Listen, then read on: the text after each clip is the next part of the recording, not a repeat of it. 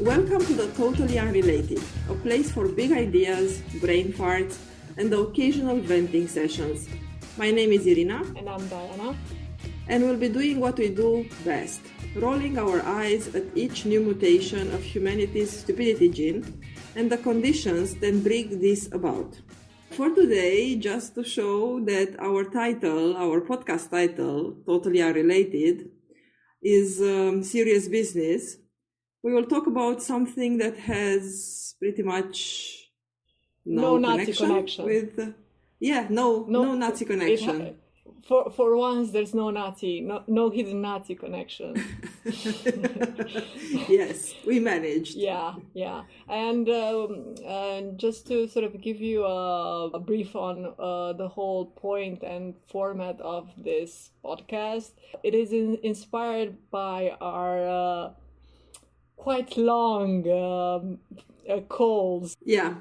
In which we just skip from one topic to the other without any apparent relation or logic, just because we like to hear about what the other things in regards to different topics, and we also like to moan and complain a lot about the things that piss us off, or or things that we deem unjust or annoying. So pretty much. Yeah, so expect the unexpected for each episode. Is probably going to be all over the place. Yeah. But if you're the sort of person who would like to hang out with us, you're probably into this sort of thing, hopefully. And after all, even if you're not, hopefully it's interesting as a subject. So anyway, what we decided to be our topic of the day is badly written relationships in movies and TV shows, and why they are the norm rather than just an embarrassing mistake from some rookie writer. And although we did warn you about this podcast acting as a safe place for our venting session, you'll see that we do try to tie our discontent in some larger issues. The thing is, me and Diana, we are the bestest of friends, and we agree on mostly everything, and yet somehow we have vastly different interests and different views, especially on movies, shows, books, and music. The idea for this episode came about after numerous times when I basically raged about the fact that writers in a lot of the mainstream TV shows and movies just do not know what to do with people who are in a relationship with a couple. It's like they are adverse to writing healthy, interesting relationships. And somehow the only true-to-life thing they could write about a couple is how they break apart. Possibly also in a most cliche way. I am one of those people who do not write. While you do it both as a hobby and as your job. Mostly as my job. Mostly because I have to. Yeah. Let's be honest here. Mostly because it pays the rent. Well, not the rent. It pays for stuff. But even though you are the one who does this, I am the one who gets angry about writing. And a good chunk of our dynamic is me being angry about writers committing some mortal sins. Very angry. Like when I take my anger seriously. And when writers piss me off, I consider it, like some mortal sin. And I call you and I tell you about this, and it's generally about some movie or TV series that you didn't watch and you have no clue what I'm talking about. But luckily for me, you're generally up for hearing about it, even if you honestly, deep down in your soul, you don't actually care.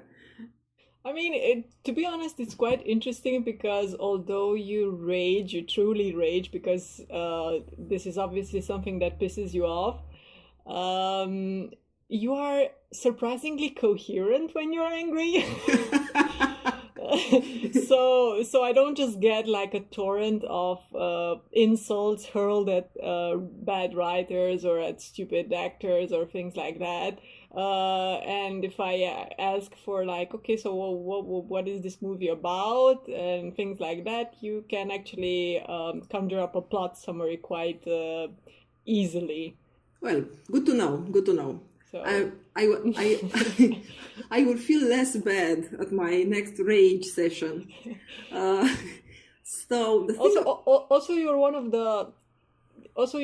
the people who are funny when they rage. Well, I think mostly because I know you don't rage at me, so I feel safe. I wouldn't want to be the subject of your rage.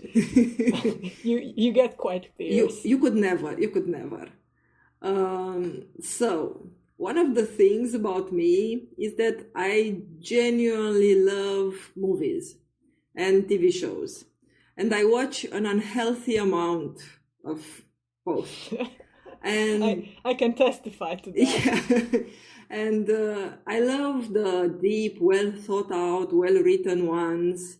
But I also really genuinely love silly as shit stuff. I can also testify to that. Yeah, I mean, people genuinely refer to those kind of things as guilty pleasure, but for me, they are actual things that I love, that I'm into it. So, I'm like, give me all the beautiful people hunting ghosts, drinking blood, turning into werewolves, while also being in high school or in college, the whole shebang. But horror of horrors, I do want to watch this stuff, but I also want it to make sense, damn it. Because, okay, when a show is about ghosts or vampires or aliens, it has this built-in feature of silliness.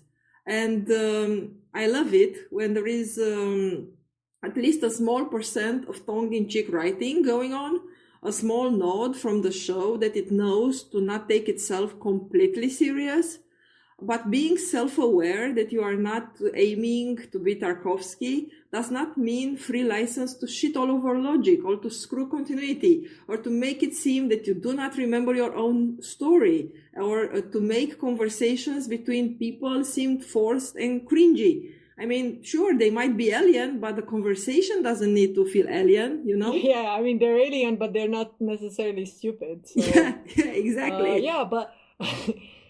And also referring to what you said about the show winking at the audience about not taking things too seriously. I don't know if you personally have a problem with this, but there are these two extremes where either a show will take itself too seriously, attaching some deep meaning to every single part of its characters, while at the other end you have this sort of prepubescent stand-up comedy wannabe writing style that will never allow its characters to have a scene with an honest display of emotion ever.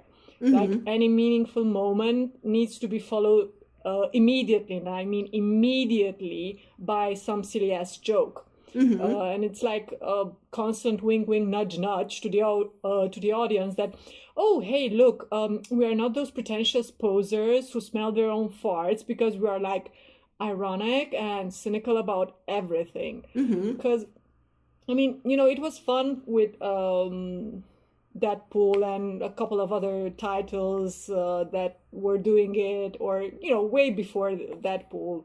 But, there are stories that really work with this meta shit. But when you sort of squeeze it into everything, I just feel like rolling my eyes and just like screaming at them. Just allow yourselves to have a bit of both, in the sense that don't take yourself too seriously and Lana Del Rey everything, and never go full Nolan. My God. But also this might be like a serious contentious point if we're mocking the seriousness of Christopher Nolan, but sure. yeah so never go full Nolan, but also you're allowed to feel things, Because it's okay to grow and not just have characters that are sneering bastards all the time. It's okay to even be soppy or melodramatic, because that's how people sometimes are. I mean, Almodovar has made an entire career out of this. So, Yeah. feels are real and they're okay. Yeah, sure. Because a lot of the times things tend to be divided into two. The ones that are melodramatic to an over the decency point moment, and the ones that are like, what even are feelings? That elusive decency point. Yes, and also, this tends to be a bigger problem in TV shows than in movies, because in a movie it tends to be around 2 hours, and depending what you're presenting, if those 2 hours do not represent a big chunk of the person's life, you don't necessarily expect a big change. So if the person is a cynical, not in touch with his emotion character at the beginning, you're not very bothered that it's the same at the end of the 2 hours. But I am very bothered by this in shows where basically you're watching season after season and that person never changes. And now what comes to mind, for example, is BBC Sherlock. Well, there were many problems with that show, but the problem with what we're talking about is that they portray their main character Sherlock as being this incredible genius, and somehow he never ever manages to understand anything about who he is and enact even a little bit of personal growth. It's like, really? Yeah. I think we've already talked about how when I initially started getting into D&D and RPGs, I was surprised by the fact that you had different stats for wisdom and intelligence, because I thought, as my younger self thought, well, if you're smart, then you should also be smart about, realizing your surroundings and how people expect you to behave or what makes them tick and everything. But like, no, you can, as you said, you can be genuinely a genius, which basically means you're very good at one or two or a couple of things. It doesn't mean that you're... Yeah, sure. I mean, that's what a genius basically is. I mean, you're hyper specialized. Of course, yeah. So yeah, but you can still be a total idiot in terms of how you relate to people. So I know people make a lot of fun about emotional intelligence being this bogus thing, but just call it wisdom if you feel like it's more folksy or more of a real thing. Mm-hmm. Yeah, I agree with you. So yeah, the point I was trying to make is that I am all for these shows being written lightheartedly, but even if you go for easy, please write it consistently. And for the love of God, do not retcon. This is killing me. Continuity is my jam. I mean, why is continuity almost like anathema to most TV shows? And I will restrain myself from exploding with rage about this shiny new thing called retconning your own show via Twitter. I mean, when did this happen? Why did this happen? When did it become acceptable to write a shit script and then to try to explain what you're trying to do via tweeting? You're a paid writer. I remember at least 5 angry calls from you on this topic. Like, seriously, how is this okay? This is your job. You're supposed to write and put the stuff that you actually thought about in the script. And you put it on Twitter. And also, do make up the rules of your own universe, no matter how silly. But stick to them once you decided on what they are. And please, decide what you want your characters to be, and then give me some in-character behavior. Because a lot of characters, it's like they suffer from some sort of mental disease from one episode to the next. And, not only I would like characters to behave in a consistent manner, but also I would really, really love some character development. And as I very often told you, No, developing from two hot people who are not fucking to two people who are now fucking does not count as a character arc. Seriously. I mean, you say that, but now seriously, you could actually develop an interesting story around like a seemingly frivolous plot like this, because like in the process of knocking boots, you might actually have character development if you do it right, and like just off the top of my head, and like coming from my own experience as a sexually repressed, closeted, former Catholic teenage lesbian. You are a TV series all in yourself. Yeah, yeah. I mean, yeah. Sadly, not the only one. There are so many TV series waiting to happen. Anyway, I remember at that age, like being fascinated by Frollo from Victor Hugo's book. His the way his inner turmoil and sexual neurosis was described, and Frollo had the excuse of being not just a fictional character but also living in sort of medievalish times, for being such a angsty fuck up. Whereas I had my issues, but so anyway, what I'm trying to say is that why this is still something, this topic of how you get to fuck, if you get to fuck, so to speak, to put it very bluntly, is still something relevant to many people, because we still haven't divorced sexuality from its close association with shame and or feeling inadequate, or a slightly less Catholic way of creating a story about two people fucking would be to explore how you can have a healthy experience with someone you don't have particularly deep feelings for, in the sense that they are in the love of your life or someone you see yourself in a relationship with, but also that doesn't necessarily mean that you should use their body to just jerk off with no regards to their own well-being and pleasure. So it might be a story about like a one-night stand, because you don't need the characters to keep in touch and become best friends and whatnot.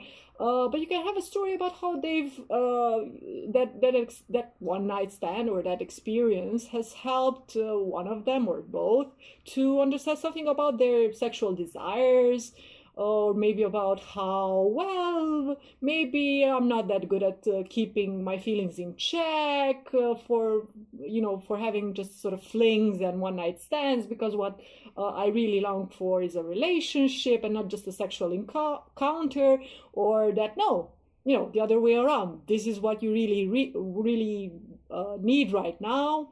You want to get over something, you just want to experiment, and you love the boost flirting and no strings attached sex gives you, etc., etc.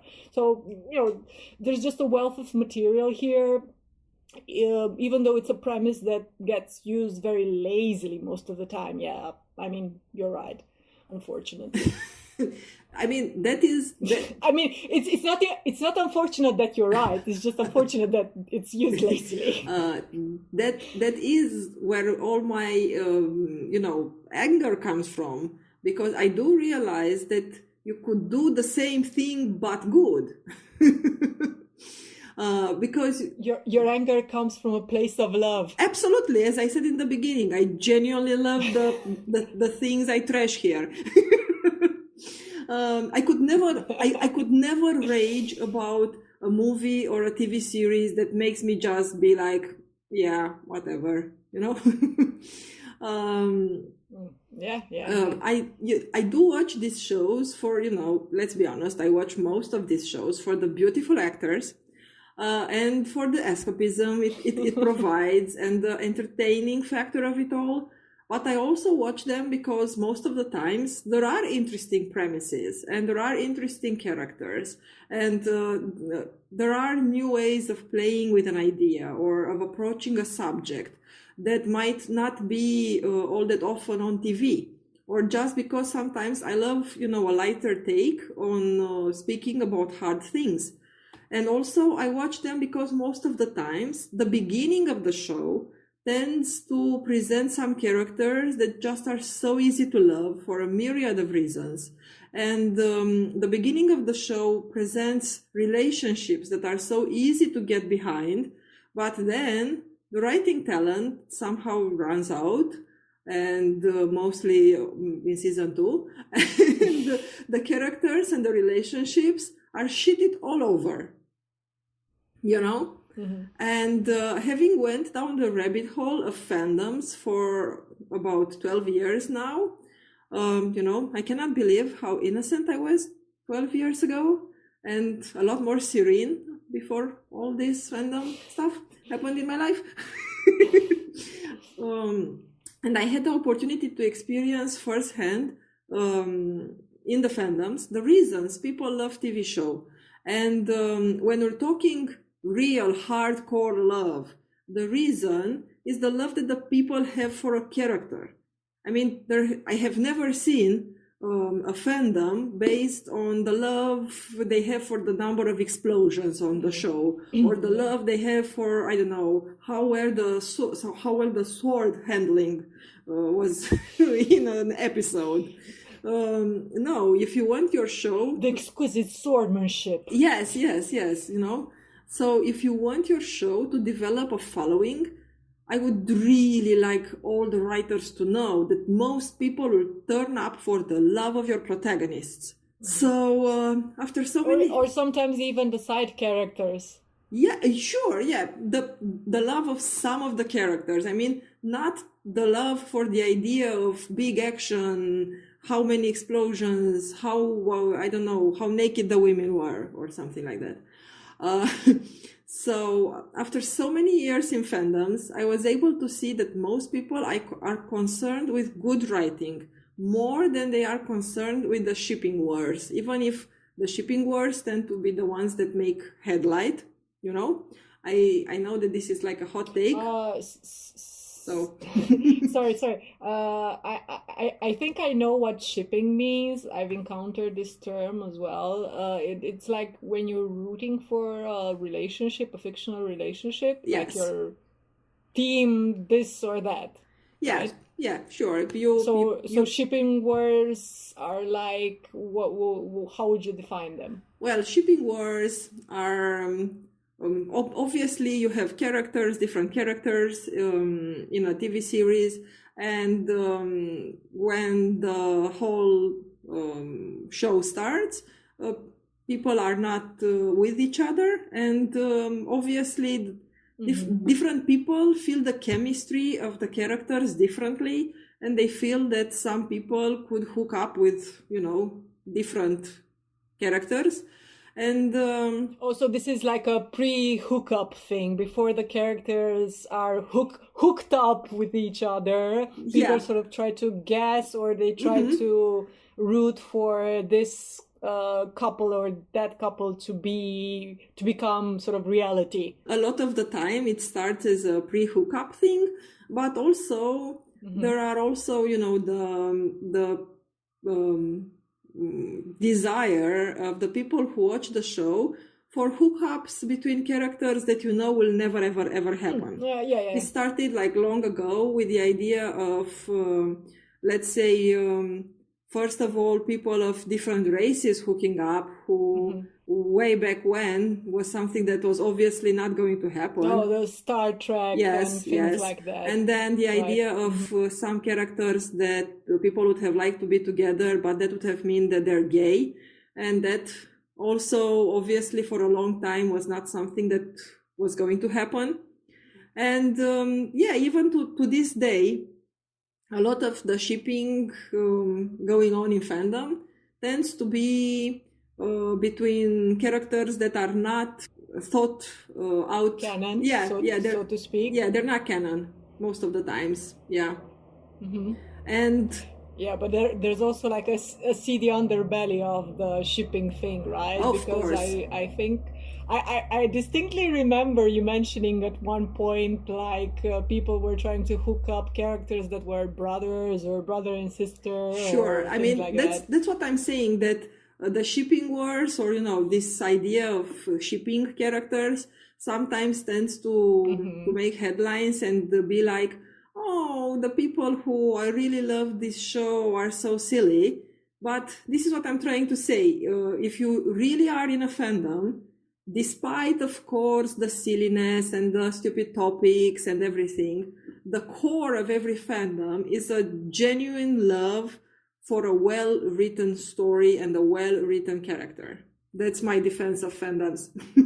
And also I think just to clarify, because I know we've talked about these things for many a time, but like when we say, both of us, well written, it doesn't mean it's some major oeuvre of world literature. It just means that No. it's easy to follow, it's pleasant to read through, it helps you, as you said, escape your daily troubles. It has likable characters. Maybe the language is playful, or just really they do something interesting in the way they use certain words or the way they write dialogue. So it's not about it being valuable in the sense that it's critically acclaimed or it has any sort of lasting power. Yeah, sure. No. So my point is that when I want to see a movie about romantic relationships, a lot of the time I'll end up with just one of two possibilities. Either it will be about the beginning of a romance. And a lot of the time, if a movie is about how two people end up together, it will be a romantic comedy, and it will happen in the most unrealistic way possible. It will have big speeches, grand gestures, promises of love everlasting. Probably somebody will start clapping at some point for some reason. And, it's just about how that was all bullshit, or it's about how all of that was bullshit, and it can only ever be, bullshit because of the ennui of everyday life that gets to erode everything, or something to that effect. So also very interesting, hardly ever will you find the words for movies about the beginning of the relationship. Most of the times those portrayals end up in the guilty pleasure section of the discussion, with possible many viewers and commercial success, but no critical acclaim. I cannot even particularly argue against this, because most of the time romantic comedies tend to be bad, really bad. And sometimes when they do get an award, you feel so embarrassed, because somehow some of the worst offenders end up with awards. And I'm really thinking about Shakespeare in Love right now, because what the hell? Why did it win an Oscar? I haven't seen it. I've just seen. I think I've just seen sequences. It's okay. I haven't missed anything. It's okay. Just no. But I mean, if I were ever to give a big award to a romantic comedy, I would give it to About Time. So if you want to watch silly beginning of a relationship type of thing, watch About Time. Anyway, meanwhile, the breaking down. Sorry.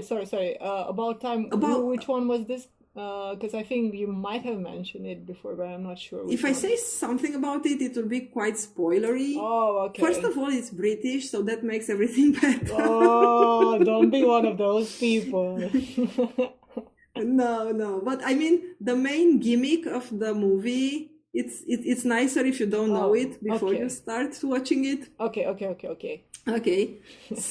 So, meanwhile, the breaking down, the sad commentary of love consumed by the ever-present problems of everyday life gets all the awards. I mean, that's total Oscar bait, because of course they do. Apparently, this is the only way you can do grit and realism. I mean, and this is what you generally get when it's a movie. this binary of either silly beginning of the relationship or tragedy end of the relationship. Yeah, this is like in theater where many. I think even to this day, there are people who just think that no matter how good a comedy is, it's somehow not as valuable as because it's silly. Oh, it's silly. It's not as valuable as, I don't know, the drama, the tragedy, the epic. Yes. So I think it's sort of snobbery. It is. To some degree. It definitely is. So, on the other hand, when we talk TV series, we are expected to believe that the only possible response to, the listlessness or restlessness resulting from actually living our life can be, fucking someone else. Or, in a more nicely put manner, falling in love with someone else. Yeah. So, of course, I do have to put an asterisk here because there is the occasional exception to this rule, and that exception is gay relationships. They do not get to just be bored, they just get generally killed. Oh, yeah, because, I mean, it's either that or they become the embodiment of all things fair and balanced and perfect in human relationships. Like they have no drama or they're just all emotional maturity that they sometimes bestow upon straight characters. They have perfect bodies, hair, and sex life, of course, until one of them or both die horribly or stupidly. Yeah, I mean, you're right. Yeah. I know. I mean, I think this is like a legit trope. I'm not saying that things aren't getting better. At least some writers are definitely trying to write more than just the usual. Oh, this is how they got together. Look at them, how perfect they are. Oh, look at them die. So they're trying, but it is an acknowledged trope. I think, like the killing off of the black guy or woman, like they're the first to die in a horror movie. The thing is, besides it being a cliche, what is most aggravating is when writers just add insult to injury and have gay characters just die a very sort of death because realism, Jude, and grit, as you said. But like, hey, listen, I don't care about that, honey. I want my homosexuals to go out with a bang and a sparkler in their ass. I mean, my little lesbian heart requires it. That the world, a place full of many people that have spent considerable time and effort telling me that I shouldn't, exist or inconvenience them. So I want this world to know that I have left the building. And I went up in flames of scarlet and gold sequins everywhere. So I don't even know. Are there scarlet sequins? Right? We can make them. Don't worry. Yes. Okay. So like I want to have them in all colors, but so like. As an example of like one of these insulting deaths and lazy writing, I might add, is like because I don't watch a lot of movies or TV series, so we have established yes.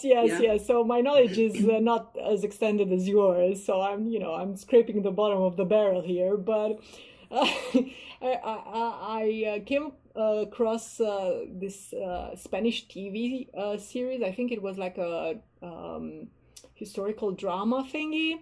It was called, I think, Tierra de Lobos, and it ended something like 6 years ago. But it like had the worst, most insulting lesbian death I've witnessed. I mean, you had the two girls. They had an escape plan, right? Everything is set. They have the money. They have the horses because this is 19th century Spain. They have a destination, a place to stay when they get there, you know, the whole shebang. Because if there's anything lesbians know how to handle is moving in. And then, like, one of them goes back to fetch, fuck knows what, I don't know, a pair of socks or something. And she runs into the dude. She's basically cucked. Well, cucked. Cucked in the popular sense, not in the technical sense. By sleeping with her, with his wife. So instead of just letting the guy lick his wounds and have his straight guy whose wife has left him because she was a leso self-pity moment, she rubs it in his face like, oh yeah, I fucked your woman. I fucked her real good. I even fucked her in your own bed. And I was there when you came home. Oh, and by the way, when you were fucking her, she was thinking about me. I mean, it's like a really bad rap song. Even I, at this point, I'm like, bitch, you don't need to do that. This is like 19th century Spain. Like, you know what? Skip that. 19th century anywhere. Like, skip that. You'd probably still, you know, get into a lot of trouble today in most places in the world if you went all fierce lesbian like that on him. And you know, it's like, it's shitty anyway. Like, basically you're interfering in somebody's life. Be at least decent about it, you know? And also, it's not just 19th century Spain. The guy also has a gun. So, like... Oh, okay. Yes. Yeah. So, you know, of course, they have like a shouting match. And get this, the dude somehow is so woke for this period drama that he doesn't strangle her or bayonet her or pummel her to death, which I frankly was sort of expecting, given the sort of classical brutal conclusion to a gay relationship in many period dramas. So, you know, no, like he tries to leave. She stands in the doorway for some unexplained reason. Oh my God. He shoves her aside. She stumbles, and as she falls, hits her head on the door and drops dead instantly.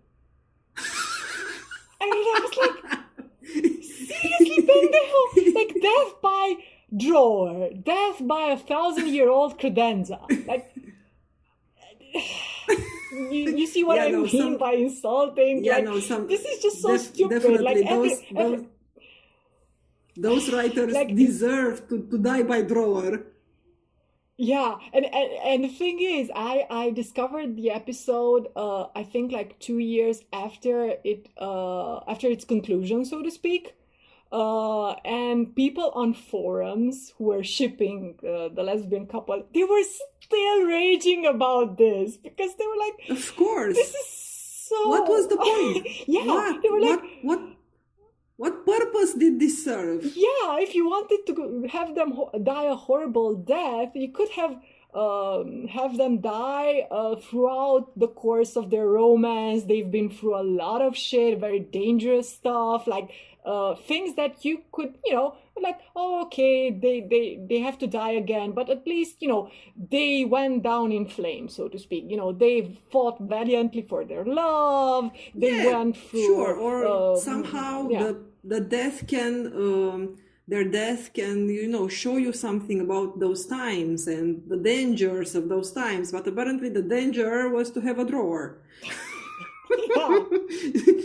Just put your shit on the floor like I do, and you don't have this problem. Yeah, like, you know, the whole advice about clean your room. Well, maybe don't, because if there's a sock to cushion your fall, you might, you know, end up in a loving gay relationship by the end of the TV show. I don't know. Yeah.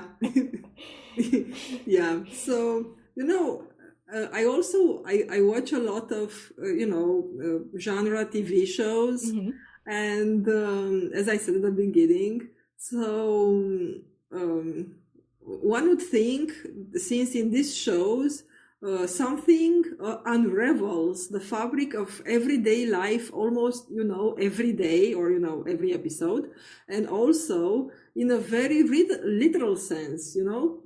Something happens, like aliens, werewolves, vampires, something. So you do not need to also go crazy on the relationship side. And one would hope, since you have so much outside conflict, one might get some steady relationships. Well, obviously, one would be sadly very wrong, of course. So I am just, I'm just a girl sitting here asking, why are writers so averse to writing healthy, interesting relationship? Like, I feel like it's their kryptonite. The beginning is always great, like out of this world great, but once they get there, it's like they have no idea what to do, so they immediately destroy the relationship. And is it really nothing of interest in how people navigate a relationship that these people could write about? I think for all the sort of sneering at telenovelas, well, I mean, at least in our country, but I'm sure there's quite a lot of sneering going on in other cultures as well. Sure. Yeah. Somehow many movie relationships just take on the telenovela approach to relationships. Yes, in the sense yes, that exactly. you have the build up, so they get to know each other and everything's great, and then they never do anything else but like, oh, es tu hijo. You know, it's like it's something very shocking, something that just there's never room for them to discuss things and like to figure things out and just, okay, let's, this is very unexpected and clearly a shocker, but like, let's talk things over. No, it's like, no, I never want to see you again. And then, this usually takes place like at the half point of the show, and then the other half is spent trying to mend the relationship. Because it's usually, they usually get back with the person they were supposed to be with from the get-go. Yeah. But like, and this in TV shows sometimes, as you said, there's like a mix-up, so they hook up with someone else or whatever. But it's like, it's still basically the telenovela approach, where you have this artificial conflict that just turns into either a shouting match or like a very prolonged pouting session where none of them wants to talk things out. Yeah, and this extremely contrived miscommunication things where like, nobody would misunderstand that, but somehow it happened. So, I keep telling myself when I watch this that, there is such a thing as outside drama, seriously. Or, even inside drama that is not necessarily somebody having a threesome. And there are character flaws and there are incompatibilities, even between people who love each other. And there is like this some people like cow's milk, some people like almond milk. Yeah, sure. and they have a limited budget. You have to pick one. And also there is this actual compelling idea where like two people love each other, but somehow love is not enough. But no, always the go-to thing is like, well, let's just fuck someone else every other episode, and be epically in love with one person this episode and with the other in the next episode, until the writers decide who should win this lovely war, and then proceed towards character assassination. Because what other way to end the love triangle? You cannot just end it because you don't just like one of the two people. No, you just have to screw over one of the characters with extremely lazy bad writing, of course. And who wants this? Like, I sit there and I watch it and I wonder, like, who wants this? Who watches a genre show and actually wants a love portrayed at the beginning as epic, cosmic, and who wants it to see that crumble in 3 minutes? I mean, what is the deal in all of these shows? Like, aliens are real, werewolves, sexily roam the earth, vampires can have hard-ons without a functional heart and, functional blood flow. But where we draw the line of stuff that is actually possible, we draw it at an enduring relationship with good writing. Because seriously, even make-believe has limits. Like, what the hell? What the hell? Seriously, I'm actually curious about your opinion on sort of what I feel like is the other big offender, Mm, whereby writers depict couples who are like not at the beginning of their relationship or at a very uh, poignant crisis point. So they mm-hmm, are in a long-term relationship indeed, and they aren't cheating or thinking about threesomes, or maybe they are, but it's not like a crucial part of the show and of mm-hmm, their interaction. mm-hmm, But this comes at the cost of them being almost asexual. Nothing wrong mm-hmm, with them, mm-hmm. with anyone being asexual, but like when it's just sort of uh, pictured as a natural evolution and consequence, of Of having a being in a long-term long-lasting relationship. relationship. Yeah, Yeah. yeah, and people just being very blasé about both their sex life and about basically them being together and Mm-hmm, living together. So, mm-hmm, mm-hmm, mm-hmm. and they're more annoyed with each other than anything else. And if there ever was any affection between them, by the Mm-hmm. time we sort of experience their story, it's long gone. So, Yeah. there's nothing there. It's like they just seem to be begrudgingly together rather than because they've sort of come to better understand what it is they like about each other and what they can um, provide for one another. Or, those movies in which, oh my God, this one annoys me as well. So, yeah, those movies in which the spouse, one of the spouses realizes there's something missing in their relationship, Mm-hmm. although they usually just stick to the oh, our sex life is not as good as it used to be thing. Okay. And then they either have like a sexual reawakening, like the dad or husband in American Mm-hmm. Beauty, or the wife is concocting some oddball scheme, like, say, hiring a prostitute to lure her husband into a scenario where she tests if he would cheat on her. And thus she learns about his desires, and it's all sometimes portrayed as some sort of petit bourgeois sexual frustration Mm-hmm. slash king Mm-hmm. thing. I don't know. It's weird, and like you're grown ass people, and you cannot have an honest and frank conversation about this, or at the very least, as viewers, I think we could get a Yeah. story in which the drama is the tension that is caused by their difficulty in discussing these things and sorting their lives out, Yeah. right?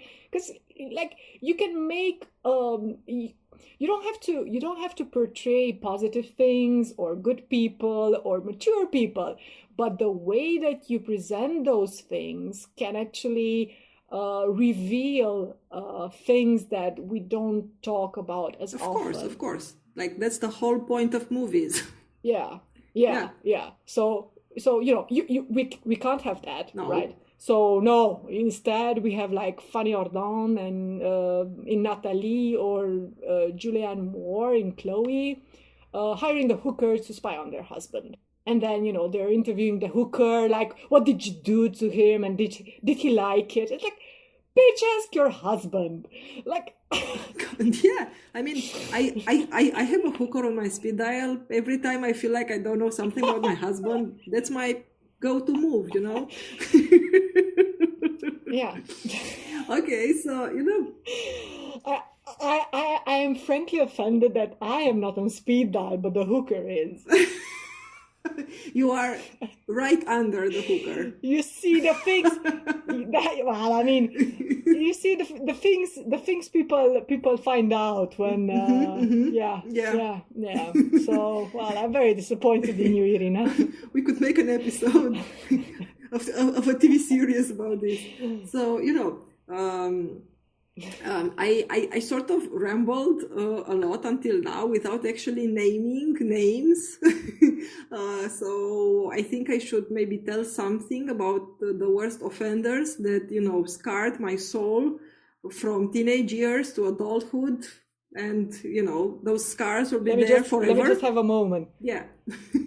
Let me just get Yeah. the bells and go like Uh-huh. shame, Shame. shame, Yeah. shame. Let's shame them. Let's name them and shame them. Of course, of course.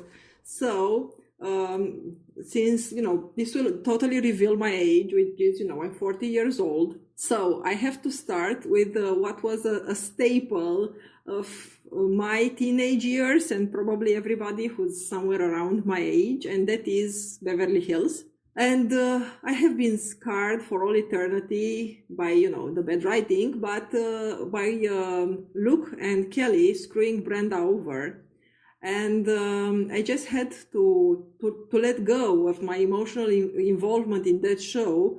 And sure, the show was a clusterfuck, but I was 14 years old, so well. So I got over that. And the next thing that I watched that I Sorry, really I have absolutely no idea about what happened in Beverly Hills because I think I was like maybe 7 at the time. well, To summarize, what's the really bad thing that happened between those people? it's just that Did they just cheat on each other? yes, pretty much. But Kelly and Brenda were, best friends, and Brenda had this tumultuous relationship with Luke, and then she has to go away for a little while, and of course, her best friend and her boyfriend don't have anything else to do because it wasn't in the script, and they just, fuck each other. Are they also teenagers in the series? Yes, yes, they are. They are somewhat teenagey. They're in high school. Yes. Yeah, I guess that explains a bit of it. Sure. I mean, it's hard to think back now because now I remember how they looked like they were 30 years old and the writing was horrible and everything was horrible. But back then I didn't know that. So one of the There you go, having standards. Yeah. So looking back, one of the next ones that really, grabbed me and then scarred me was Dawson's Creek. And Dawson's Creek had 3 main characters. Dawson, that's in the title, Pacey and Joey. Now, there also was another girl, but I wasn't into her, so I don't... But anyway, the 4th character is the only actress that actually had a career after that, but never mind her. Anyway, the point is that the TV series starts with this idea that somehow Dawson, who was the character in the title name of the TV series, has this best friend, his childhood, Joey. And there starts to be this unresolved sexual tension there, and somehow they might end up together. But unfortunately for the writers, on the screen, Joey has this great chemistry with Pacey. And somehow the writers, for a couple of seasons, just try to fight that because they're like, but this is not what we were trying to write. Well, we're sorry. But, the chemistry of some actors ends up changing what is written on the page, and TV is a visual medium, and sometimes no amount of writing can fabricate or negate what transpires from actually seeing the people playing those roles. Even if, I stopped watching somewhere in season 4 because no, I couldn't take it anymore. But I had to check out what happened to Pacey and Joey at the end of the TV series. And they end up together in the very last episode of the show. And this is one other trope that is horrible for TV shows. It works with variable degrees of success in movies because 2 hours is not a huge life investment, but I can sit there for 2 hours to see the protagonists end up together at the end. But god damn it, I do not have the patience for 6 years to watch a TV show and to be happy that instead of seeing a relationship, I see 2 seconds kiss at the end of the last episode.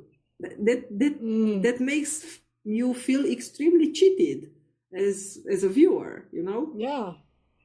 And It's like an inbuilt cliffhanger for that relationship. Yes, Only it yes. probably never gets resolved because it's the end of the series. Yes, yes, yes. No, it's like it's a horrible thing, and I don't know why the writers have this impression that like we gave you what you wanted. No, we wanted to see an actual relationship develop. We didn't want a 2 seconds thing at the end. But well, anyway. Yeah, I think that's an excellent point. I think that perhaps many writers, well, many probably don't know how to write about like an unfolding relationship, perhaps. But I think many just have this sort of very target-oriented way of thinking about relationships. Like they just have to like go through some hoops, and at the end of it you get the reward, which is either getting the person you love or getting back with the person you love. Yeah. So the whole way they write these relationships is just I think that this is the reasoning that, well, actually it's I mean, it's like people who focus so much on the orgasm that everything else gets dropped just because we need to have this. We need to have this baby. So it doesn't matter if it's just like very annoying, grueling, harrowing, unpleasant experience until we get there. But it's like, we got there, baby. Yes. Yes. Exactly. So, yeah. So I feel that's how it feels. I feel like they're like, whoa. Their reaction probably to like unhappy fans would be like, whoa, I gave you the relationship in the end, didn't I? But that is genuinely their reaction. Because that's the only thing that counts. Yeah. So another show that I like really madly truly loved was Gilmore Girls, and okay, Gilmore Girls' main relationship was between a mother and her daughter. And that was done very nicely, and the TV series had a lot to say about family dynamics and all of that, but also had a lot to say about how you can do relationships bad. And the girl Rory from the TV series has this first boyfriend, and I hated to see Dean's, her first boyfriend, character assassination because of bad writing. And all of Rory's relationships have been badly executed because they gave her like great chemistry in the beginning, but then all of her relationships were killed by the lack of writing ability. But of course, also, just out of curiosity, because I've, again, I haven't seen Gilmore Girls here. Did they actually? Because I always try to think of ways you could use broken relationships or behavioral patterns. Did they at least make anything out of the fact that, oh, she keeps having these relationships where everything is fine and dandy at the beginning, but then somehow things fall apart? No. So it was just bad writing. Yes. Oh well, I did try. You did. Well, and one other TV show that I really got into, it was Felicity, and I really fell hard for this show because the main protagonist, that was named Felicity, was a student at medical school, and she drops out of the medical field and changes her future. And I was in my first year of medical school then, when the show started, and also and I also had doubts about whether to go on or not. So the show really spoke to me, and I was so happy to see so many of my own struggles in the student that gave up medical school, and in the struggle to find meaning in friendships and figuring out her place in the world. Because she also moved from home and was in a completely different city like I was. But then they had to go on and bring in a love triangle.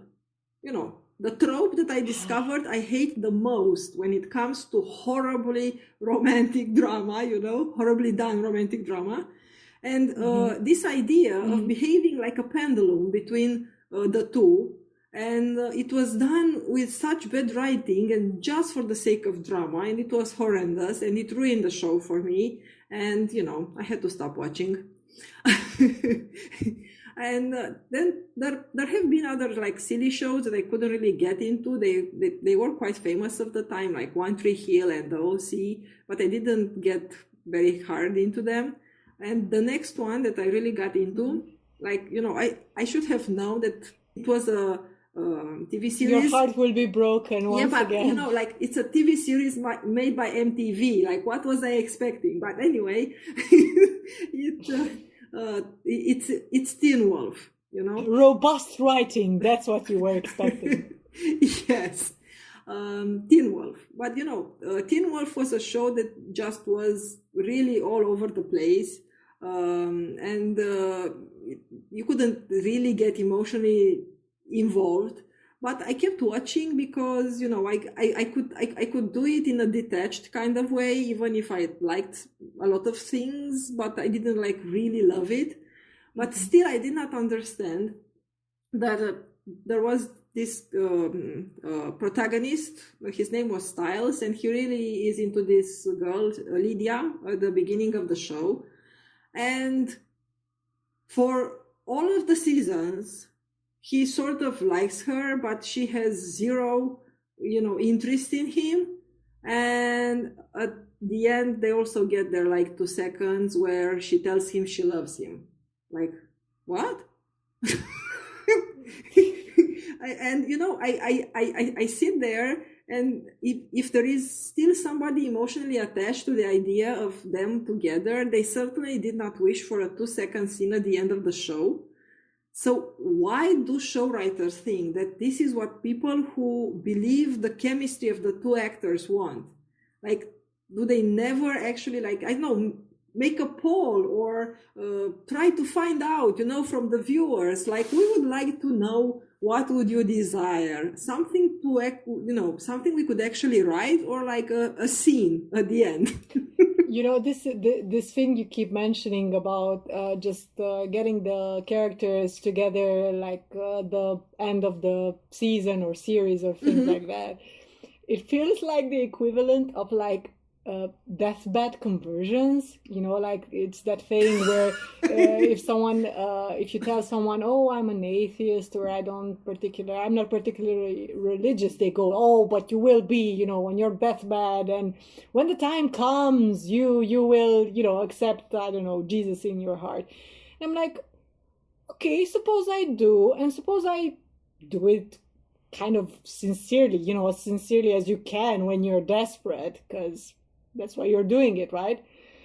But what's the point? Because the only point that could be, argued that there is the very selfish point of, oh, maybe I get a sticker from the high and mighty God because I did say I do at the very last moment. But in terms of my impact throughout life on people around me, on the sort of person I was, it has zero impact. You've lived your life already. You've done, bad things if you're a bad person, or, maybe you were just a decent person, but you didn't believe in God. So it's it's done. There's no point to it. So it's it's like deathbed conversions to me. It's there's no point to it. Yeah. And what bothers me is that, in these lovely modern times where people can complain about TV shows and the writers can just ignore them on Twitter, a lot of the viewers try to make their problem known, and the reaction you mostly see is that the writers are like, the viewer desires should not influence art.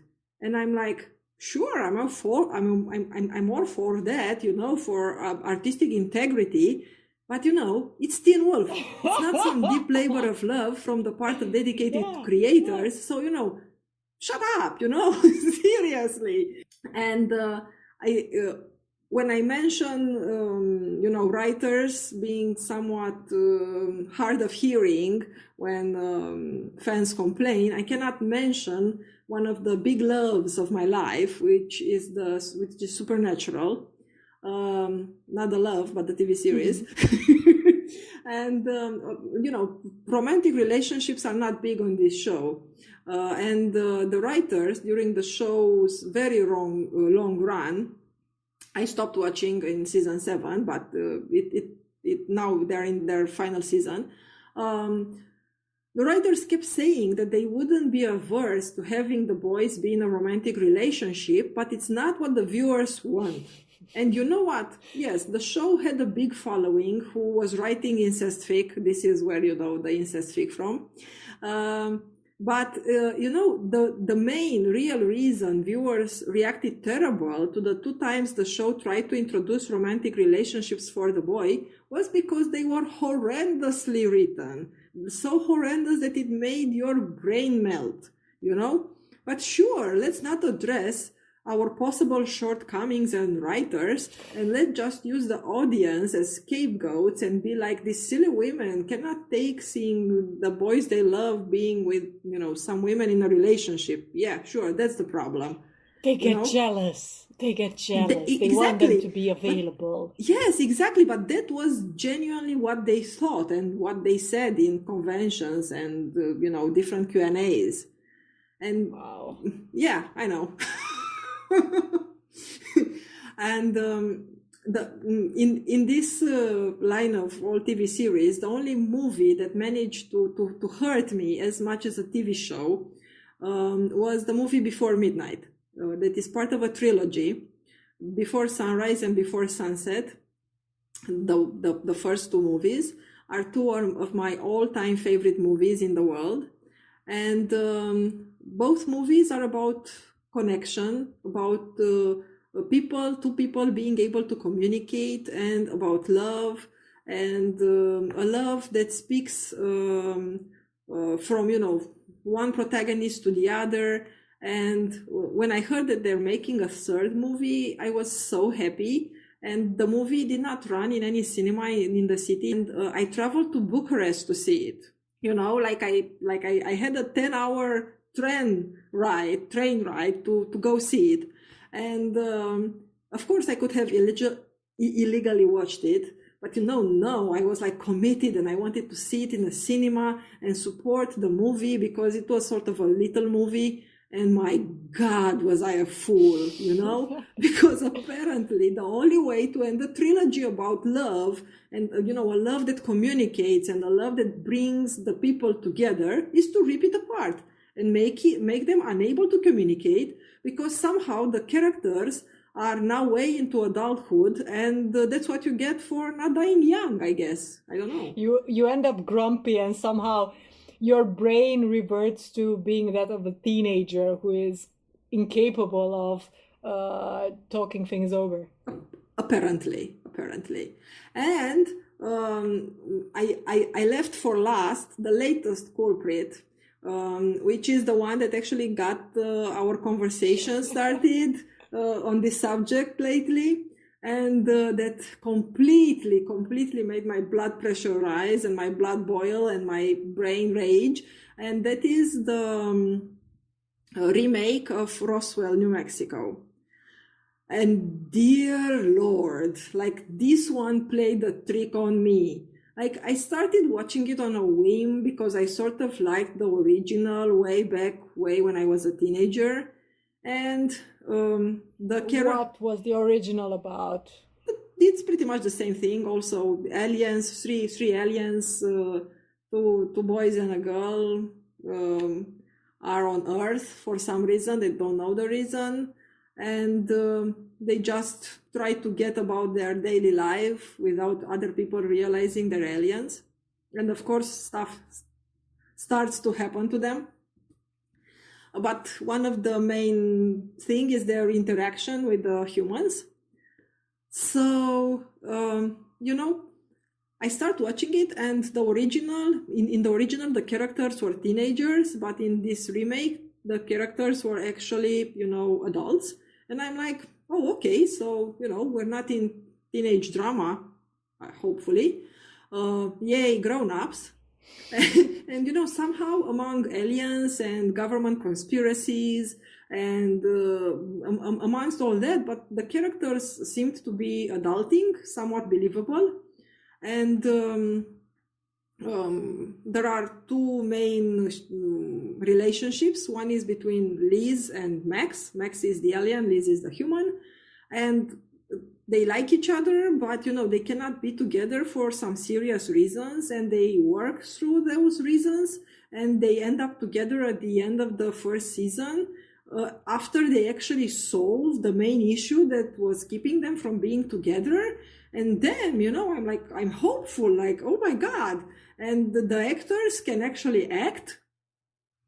And my favorite character from the original series was Michael, one of the three aliens.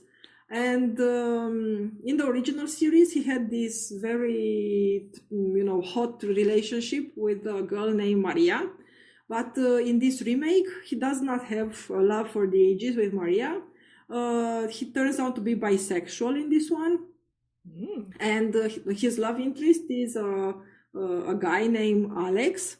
And like in the first 10 episodes, the show builds this like cosmic love between them. And the actors have like, oh my God, the chemistry. Like they ooze, attraction every time they are somewhere. They ooze chemistry. they ooze chemistry, and you see flashbacks of their relationship, and you get background information about them and their relationship, and you get like love confessions and epic makeout session, and you have the hot sex scenes, and I'm like, oh my God, this show is like what I was looking for. And then 10 episodes of this, and in episode 11, apparently Michael has some sort of hidden feelings for Maria that were so well hidden that like nobody mentioned them and at all. But apparently, who mentioned them? The writers on Twitter. And that's the place. That's the place to do it. Of course, and somehow, even if the show happens, talks about a 10-year gap. In those 10 years, Michael and Maria could have had a relationship because Alex was in the army. So they were alone in a town where not much happens. But like, no. Of course, they didn't have in those 10 years, no interaction. Nothing happened. And then, bam. And not only do they ruin what they've built about the relationship, from Michael and Alex, but they also ruin the characterization of Maria, because at the beginning she is described as this woman who saves herself, who doesn't need like a man for self-actualization or something, who is an awesome friend. And then in 2 seconds flat, apparently she saves herself, via cock. And but not some random cock. No, of course she chooses Michael, who's the love of the life of her best friend. Like Alex is her best friend. And like, what? Why? Like basically in one episode they destroyed all, not just the relationship between Alex and Michael, but also the friendships and the characterization up until then. And it's like, just like that, it's screw character development, welcome out of character behavior, fuck continuity, fuck logic and reason, and let's embrace the trope of tropes, the horrifying love triangle, But somehow we should like this love triangle because it's one for the modern times with a bisexual person, and we have to somehow think that this is woke and not notice that they also make the bisexual person a complete stereotype who's not able to decide between a girl and a boy, And this is where I feel like the fake wokeness on the behalf of the writers come in, because they understand the need for representation, or at least they understand that it gets them visibility and therefore it gets them viewers and money. But they go for the most hurtful cliche. And I stopped watching then at the end of season 1, fortunately, because in season 2 they actually make them have a threesome. Oh my God. and does that solve their problems and their shattered friendship and relationship? No, because at least no, it doesn't. but if at least it would have been that, like if I would have heard that they somehow managed to make a working polyamorous relationship on this kind of show, I would have been, yeah, okay, I'm all up for it. But no, they somehow make the gay guy sort of being gay, except for this one moment where he wanted to kiss his best friend who was a girl back when he was 5, and he thought he was going to marry her. But no, like seriously, I cannot explain it. It was such a clusterfuck. People got so angry. A lot of people just, in the fandom, not only that people stopped watching, like people who wrote about this, a lot of fan fiction. There were people who genuinely took down their fics. They just like they couldn't handle having anything more to do with this show. And the main writer of this show, she just like, oh, but we managed to shock audience, and this is what art is all about. And I'm like, oh yeah, shock value. Yes. So I guess our point at the end is, why are healthy, actually working relationships so hard to find in mainstream media? And like my preferred opinion is because I think they are the hardest to write, and hardest to write in a way that is meaningful to the others that watch it. And also I think that, but I also think it's worth demanding it from mainstream media, and because these tropes can be genuinely hurtful, and a lot of the ideas that you keep seeing in movies after movies and shows after shows, somehow they take place in your brain and are somewhere in there, and alter the way you think about life and relationships in general. And that is why I genuinely believe that it is needed, because there is no one and only, there is no soulmate, and sometimes love does not find a way, even if the love is cosmic. And there are no huge reserves of people of remarkable sexual prowess just waiting for your virgin ass to fall in love with them. And also there is nothing particularly sexy about jealousy. This is one thing that I hate, that a lot of movies and shows make jealousy like somehow this is how he loves you. Like, what the fuck? These ideas of the jealous person or the intense person, that they're not actually good things, but they tend to be portrayed like that. Also about love triangles that mostly are portrayed as people cheating on each other, and no, seriously, no, they're not fun. You could portray them in a nice way, in an actually loving, respectful, polyamorous relationship, but I've yet to see something like that. And I think this thing where you never see people needing to actually work emotionally, or people actually putting the physical work, not the sexy kind, but like the helping in the kitchen and helping, ironing the clothes. But the fact that you need to put in the work in a relationship, it's not the end of the all cosmic love. And also no, wonderful, out of this world love is not freaking cosmic every freaking day, 24/7. You know, even cosmic has days off. You know, sometimes it has maybe years off. And you can put this in serious terms, or you can mention it while fighting, I don't know, tentacle aliens in your basement. But either way, it's worth mentioning because these shows and these movies, they build the things that people think about when they think about relationships.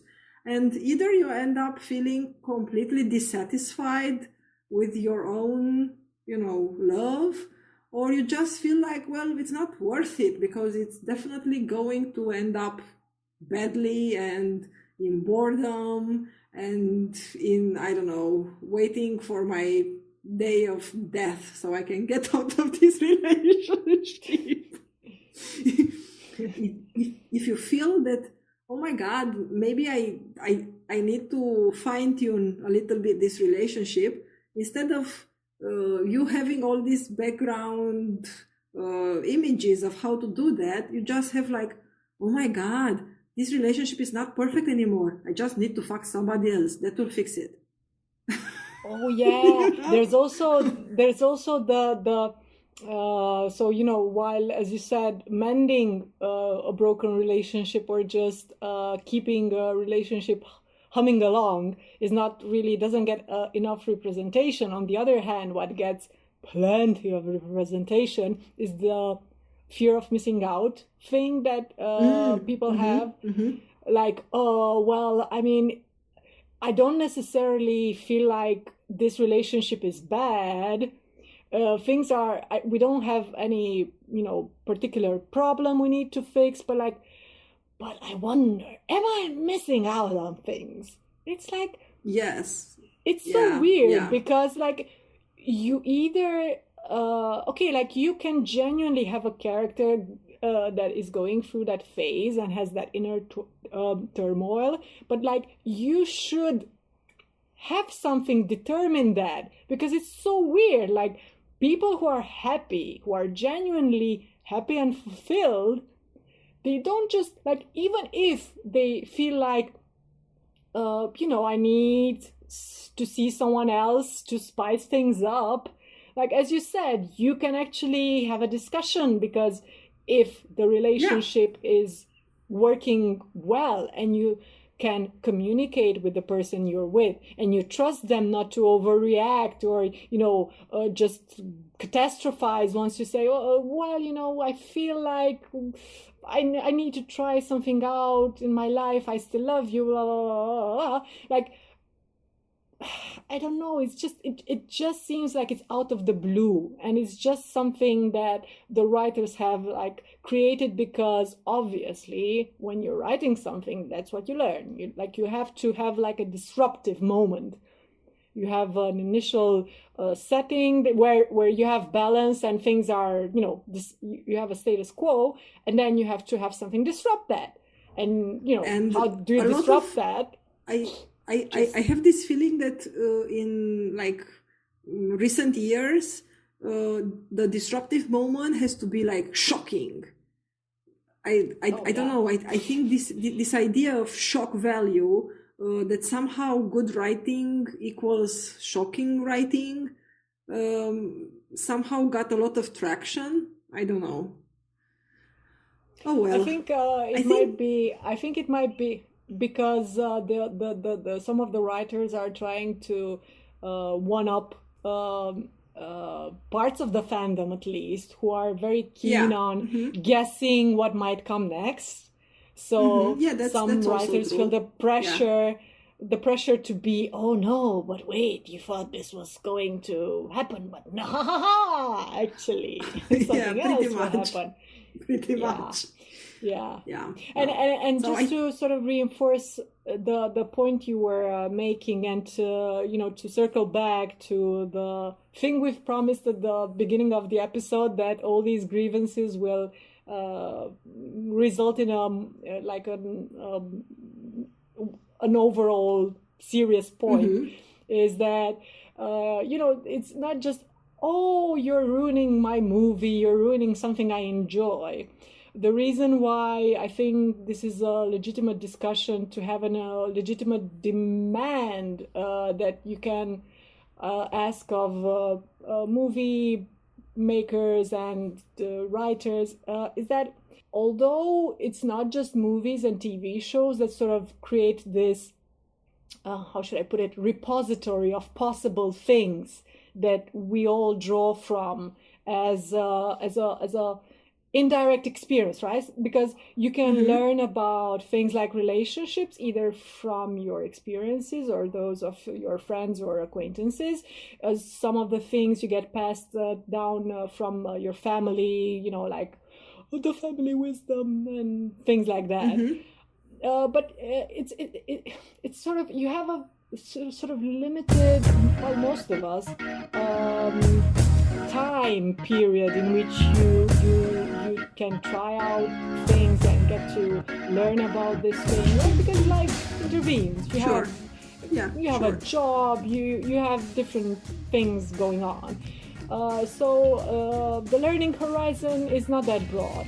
And whether you think you are being influenced or not by the media you consume, right? Because yeah, you read books, but like most people, most of the stuff they consume is through media, whether it be, you know, TV shows, movies, video games, or other things like that.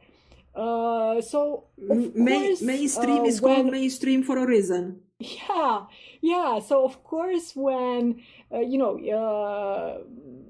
with video games, like a few years ago, when the whole issue was raised of, you know, maybe we could have more well-rounded characters, maybe you could be more mature about female representation in video games, maybe you could discuss different topics regarding people who are not, you know, the chiseled, blonde, muscly army man, you know. So, you know, you could have a breadth of topics to build your characters and like game around.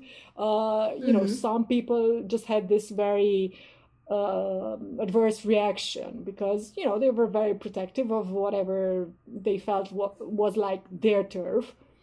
But ultimately, because they said like, oh, it's just games, like whatever, we want big tits and we cannot lie. Big butts and big tits and we cannot lie. But the thing is, like, for many people, this is what they consume. And in conjunction with, like we said, TV series and movies that don't necessarily do a much better job, you just get fed these ideas of what is possible and what you should expect a relationship to be, and how you could possibly handle betrayal or boredom or any hiccups within a relationship. And then if you don't happen to have absolutely great friends like I do, in your life, who will help you with advice, and they will listen to your, you know, sobbings and incoherent ramblings about, oh, the world is being shitty to me, and help you out, you're left pretty much on your own trying to figure things out. And you know, by drawing from this, as I said, repository of possible outcomes, and it's not looking good. It's not good. So this is why this is not just about movies being bad. I think that's a very good summary. I think that's a very good summary, and I think we've pretty much talked a lot about this, and I think we can stop. Yeah. Okay. Until the next thing that makes us rage. Yeah. Okay. Well, thanks for anyone listening. Thank you. And see you again soon. Bye. Bye.